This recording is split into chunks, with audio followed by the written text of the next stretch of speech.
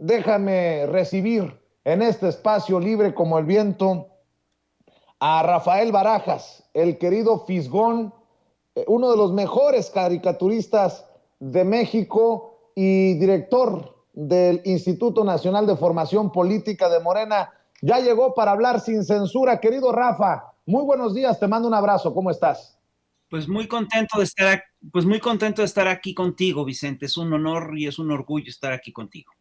A ver, Rafa, primero, pues hay personas que nos intentan meter a muchos de los medios independientes y alternativos con esta idea de que estamos haciendo un gran negocio desde el 2018 con López Obrador y que estamos monetizando y que ponen en duda nuestra labor, pues nos quieren meter en el mismo saco que estos periodistas de medios tradicionales. Y creo que esta es una gran oportunidad para decir no, no somos los mismos. Y por ejemplo, no todos somos Loret, porque con lo que se da a conocer que ingresaron los fiscales a la Corte del Distrito Este de Nueva York, destapa, creo yo, otra caja de Pandora, si es que me permiten esa expresión, o la caja de Pandora, señalando que hubo medios a los que sobornó Genaro García Luna. Y yo pregunto si esos medios, si esos periodistas sobornados por García Luna no son algunos de esos más férreos golpeadores del gobierno del presidente Andrés Manuel López Obrador. Por eso digo, a mí me pueden poner de cabeza y no va a sonar un solo centavo indebido y no creo que muchos estén, ya no digo dispuestos a que los pongan de cabeza, a ver si suenan los centavos en el suelo, sino a opinar, porque cualquier cosa que digan será usada en su contra. Mi querido Rafa, ¿cómo ves esta situación? Pues mira, tienes toda la razón. Es decir, obviamente lo que ustedes están haciendo es totalmente nuevo, es inédito. Se parece muchísimo a lo que ocurrió cuando surgió la prensa entre los siglos XVIII y XIX, que empezaba a surgir la prensa y pues la prensa básicamente lo que hacía era ir en contra del gran discurso de ese gran aparato ideológico que era la iglesia. Entonces, obviamente, ustedes yo creo que están ocupando un espacio muy importante y y están hablando y le están dando voz a millones de personas. Entonces, a mí me parece importantísima la labor que están haciendo ustedes, los youtubers. Me parece que es de veras loable. Todas estas acusaciones de que si están monetizando, de que si, y de que si están metidos en un mar de dinero y que si están lucrando, a mí me parecen que son o producto de esta prensa de estos sectores de la derecha que ven con preocupación que están cambiando las plataformas, que la gente se está enterando de otros modos a través de plataformas, o bien producto del pensamiento sectario de la izquierda, que la verdad no está entendiendo el fenómeno que ustedes conforman. Y luego estas dos cosas se juntan, ¿eh? Es decir, luego se juntan estos dos procesos. Y yo sí creo que es gracias a ustedes, es gracias a estos espacios, que se rompe el disco, bueno, gracias a estos espacios y gracias a la mañanera, ¿no? Y gracias a la opinión de miles y miles de gentes, de ciudadanos informados que tuitean y que trabajan en Facebook y todo eso, que se ha roto el discurso hegemónico de las grandes televisoras. Entonces, eso me parece importantísimo. Y como parte de esa ruptura, es decir, un producto de ese trabajo, es el hecho de que empezamos a tener información que antes no nos llegaba. Esto que estás comentando del juicio a García Luna, yo te aseguro que en el sexenio de Salinas o en se hubiera sido tratado de otra manera. Hasta hubieran hecho negociaciones a nivel internacional de corte diplomático para que el secretario de para que un secretario de Seguridad Pública no metiera en líos al gobierno, etcétera. Hubieran gastado fortunas, hubieran tenido, es decir, tenían un control absoluto sobre la prensa. Yo sí creo que el hecho de de que existan estos espacios ciudadanos lo cambia absolutamente todo. La aparición del periódico La Jornada en el espectro periodístico mexicano provocó cambios importantísimos. Había temas de los que no se hablaba hasta que los empezó a tocar primero el 1+1 y después La Jornada. Y hay que decir también que, bueno, con el Chamuco pasó algo parecido. Sacamos la revista Chamuco con mucho trabajo, con muchas dificultades, y empezamos a tocar temas, y a partir de que empezamos a tocar los temas, otros medios los tuvieron que empezar a tocar. Aquí yo creo que, fíjate, hay una regla no escrita dentro de la prensa que yo creo que nosotros deberíamos de entender, ¿no? Los comunicadores, yo soy caricaturista, pues, ¿no?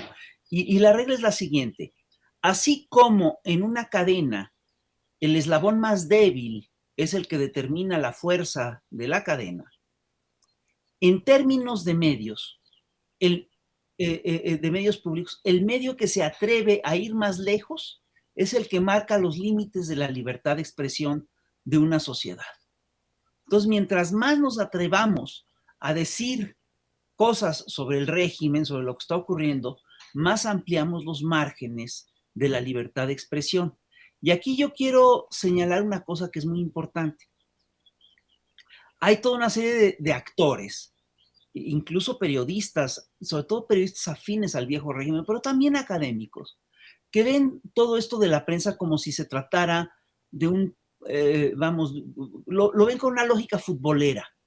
Es como si tú le ibas al PRI, es como si le fueras al América, y si le ibas a Morena es como si le fueras al Atlas, ¿no? Entonces, todo se convierte se hacen análisis muy simples, ¿no? Estas gentes hacen análisis muy, muy sencillos. Hoy en día está muy de moda decir que toda la gente que apoya la Cuarta Transformación es oficialista y que es chayotera, etcétera. Estas actitudes, estas posturas, ocultan cosas que son muy importantes. La primera es que pues ya no hay chayote. Entonces, ¿cómo pueden acusar a alguien de chayotero cuando en un régimen no hay chayote? Cuando en un gobierno no hay chayote. Es decir, eso cambia todas las coordenadas del debate. Y la otra cosa es que te dicen que eres oficialista o nos dicen que somos oficialistas, cuando en realidad lo que está ocurriendo es un fenómeno muy distinto. Estamos en una guerra o en una batalla por la narrativa, y esta batalla por la narrativa se da entre el régimen neoliberal y un proyecto de cambio al régimen neoliberal. Hay una diferencia muy importante entre lo que es un gobierno, entre lo que es el Estado y entre lo que es un régimen. El gobierno es básicamente una administración. El gobierno es básicamente, digamos, lo que un proyecto, un presidente, son los funcionarios y demás. El Estado es el conjunto de instituciones que conforman o que sostienen un Estado nacional, que sostienen una nación en general, ¿no? Y el régimen es básicamente la forma de gobierno por la que se rige un país. Aquí lo que hemos enfrentado, lo que hemos visto es que durante décadas predominó el régimen neoliberal, predominó en todo el planeta una forma específica de gobierno. Es una forma específica de gobierno que impulsó políticas económicas específicas, las privatizaciones, el congelamiento de los salarios, etcétera. Y además impulsó valores entre la población, el individualismo a ultranza, tal. Lo que estamos viviendo en América Latina desde finales del siglo XX, desde 1998, es el advenimiento de proyectos progresistas de otro cuño, de otro tipo, que lo que buscan es salvar a la nación y cambiar al régimen neoliberal. Entonces, ¿quién es el oficialista aquí? En esta lógica, yo te diría que los oficialistas son todos aquellos, bueno, que primero apoyaron al régimen neoliberal y que lo siguen apoyando, porque ese régimen sigue siendo hegemónico en prácticamente todo el planeta. Y en esta lógica estamos viendo cómo estos señores, y ojo, en este paquete juegan un papel importantísimo. Los comunicadores juegan un papel importantísimo. Las televisoras, las estaciones de radio. Si tú pasas por el espectro radiofónico nacional aquí en la Ciudad de México, te vas a dar cuenta que prácticamente todas las estaciones de radio están con el viejo régimen y en contra de la cuarta transformación. Entonces, ¿cuál es el régimen hegemónico en los medios? Pues sigue siendo el régimen neoliberal, sigue siendo el régimen viejo. Y esto se refleja en el tratamiento de las noticias. Si no existiera la mañanera, si no existieran los youtubers, si no existieran estos espacios, si no existiera la jornada, si no existieran estos espacios de disidencia, si no existiera el Chamuco TV, ¿cómo te enteras de un montón de cosas? No, no habría manera de enterarse de un montón de cosas. Hay estaciones de radio en las cuales no hay disidencia, es decir, todos opinan igualititito, ¿no? Esto ocurre en Radio Fórmula, ves programa tras programa y todos opinan exactamente lo mismo. Y es curioso porque estos opinadores es decir, construyen o tienen una narrativa construida que está construida alrededor de los estanques de pensamiento o de los think tanks. Y en cada país los estanques de pensamiento se constituyeron de manera distinta. En Estados Unidos, en Inglaterra, por ejemplo, estos estanques de pensamiento, estos think tanks, están conformados sobre todo por académicos. Participan periodistas y todo eso, pero el núcleo duro son los académicos. En México es curioso porque también participa la academia, pero el núcleo duro de los estanques de pensamiento son pues, lo que han sido revistas culturales, como por ejemplo Nexos o la revista Letras Libres. Son grupos de pensadores que se organizan y que dictan la agenda. Hoy en día en la mañana, López Obrador exhibió en la conferencia mañanera, exhibió un artículo muy interesante de Héctor Aguilar Camín, en el que Héctor Aguilar Camín básicamente le tira línea a la oposición, básicamente refuerza esta estrategia que han seguido los legisladores de declarar una huelga legislativa, decir que no van a legislar para tal. Y Camín lo ve clarito y lo expone con toda claridad. Esta huelga básicamente sirve para dos cosas, según este artículo. La primera es para evitar cambios más profundos en la Constitución. Es decir, el cambio, por ejemplo, de la reforma electoral, que el grueso de la población piensa que se tiene que hacer, y el cambio de la Guardia, los cambios de la Guardia Nacional. Y dice también, y sirve para mostrar cohesión dentro de la oposición. ¿Qué quiere decir esto?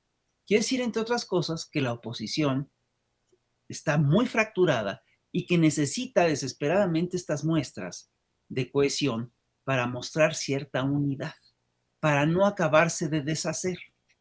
Entonces, Rafa, sí. permíteme,